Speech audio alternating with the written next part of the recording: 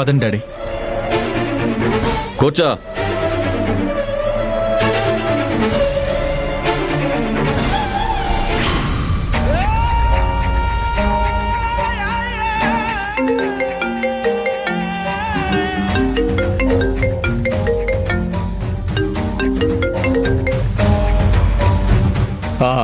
చెప్పండి బాస్. ఎక్కడున్నావు? ఇక్కడే హాస్పిటల్లో ఉన్నాను. ప్రెసిడెంట్ కూడా ఇక్కడే ఉన్నాడు. అలాగా, సరే సరే. ఆ అబ్బాయి బతుకుతాడా? బ్రతకడం కష్టమే అనిపిస్తోంది. డాక్టర్ ఏం చెప్పడం లేదు.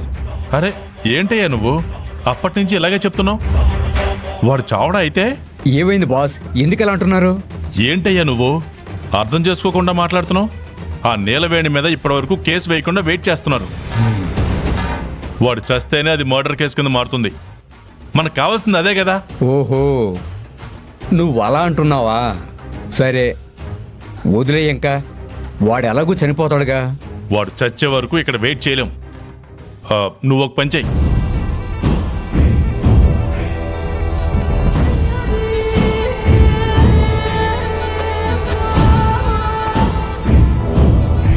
అంతే కదా, నేను చూసుకుంటాను, వదిలే.